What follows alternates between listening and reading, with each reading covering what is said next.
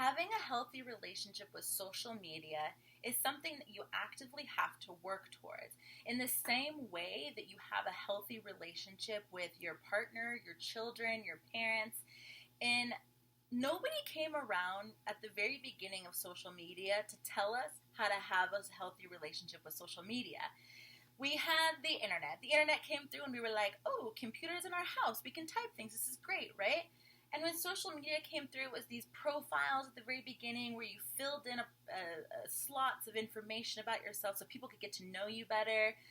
You got to build out your page with colors and even put a song to it, right? But it was just this thing that was like, hey, do you want to talk to other people online? Well, here's a way that they can know who they're talking to and how you can connect with other people. And it just became a thing.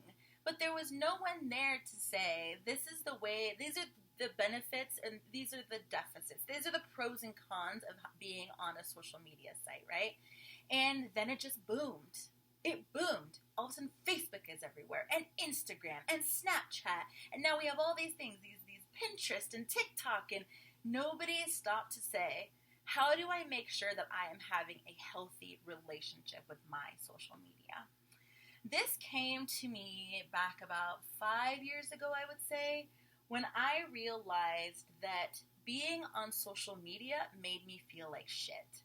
Being on Facebook just made me feel, I was doing a lot of the things that we as women do, which is I was comparing myself to other women or these models or influencers. It was like taking celebrity fandom to a whole new level where you were seeing what you thought were regular people doing things that like regular people don't really do, right? Hiding behind this guise of social media.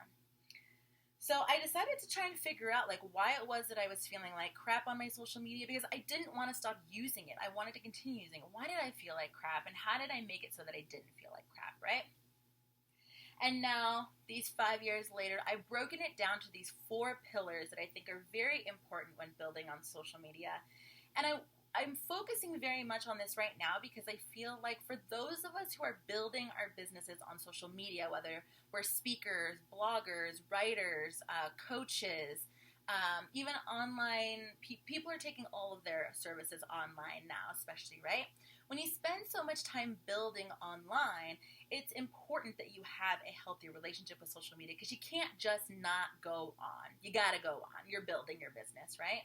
But how can you make it so that you're maintaining a healthy connection on all of your platforms and with the community that you're building? So I've built these 4 pillars that I think are the basis of having a healthy relationship, not just in life, but on your social media. Okay, ready?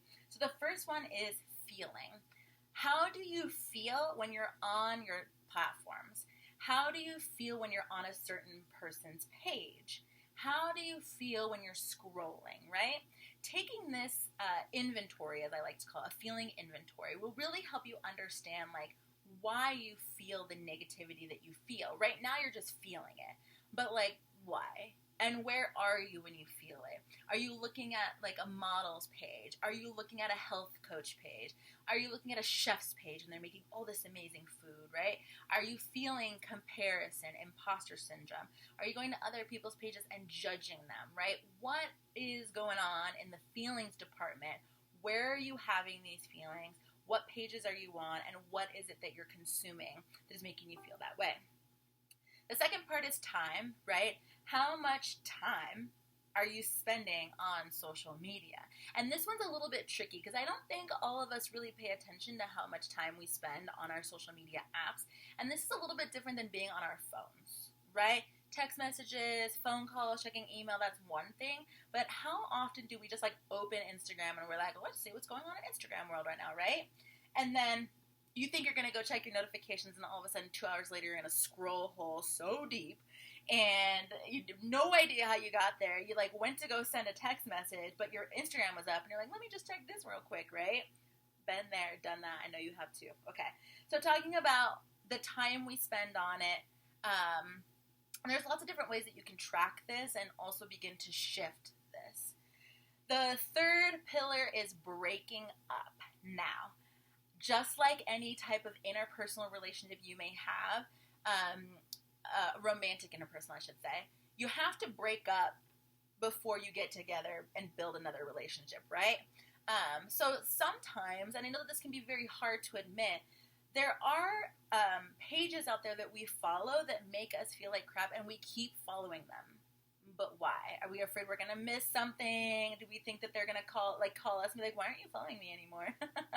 No, they don't. They're not going to. They don't. Trust me from personal experience, right? So learning how to break up with things that bring in negativity is a really important step in this process. And there's a couple different ways you can use this breakup. It's not just like telling someone that you're like not going to be friends with them on Facebook anymore. Using the inventory of emotion, using the time tracking, you can begin to see like what platforms and what pages you're needing a little bit of a break from. And from there, the fourth pillar is that you build. Now, once you've gone through the first three pillars, you open up space to build positive interaction, positive community on your social media pages. I do this about, I would say maybe twice a year, sometimes once a year, sometimes twice a year, sometimes more if I feel like I need it, right? I just got done doing it, and it felt so good because what ends up happening is you break up with accounts or pages that make you feel bad, and you begin to infuse your social media with accounts that make you feel great, that teach you something, that more like-minded people that you want to collaborate with, people that really are innovating connection and community. And when you go to follow them, you're like, oh, yes, I love this post. I love this page. I could watch all of her videos, right? This is building positive social media energy into your pages and therefore building a positive relationship with social media. It's wonderful, right? So these four things I think are super important, and of course there's a lot of detail that goes into this. I decided to put together a free live series on Facebook next week because I want to share these in a little bit more detail, and I found it easier to break it into smaller videos over a couple of days, easier for you to munch on and get all that content in. So I want to invite you to come join me. I would love for you to come be a part of this free series. It's on Facebook.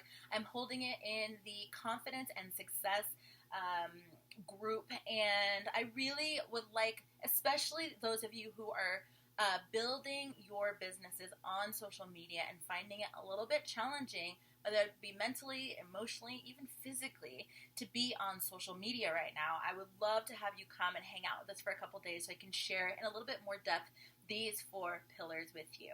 They are game changing, especially if you're building your business on social media. So please come join us. I'm going to put the link into the group down in the description of this video. If you have any questions, you can always reach out, and I can't wait to see you on Monday.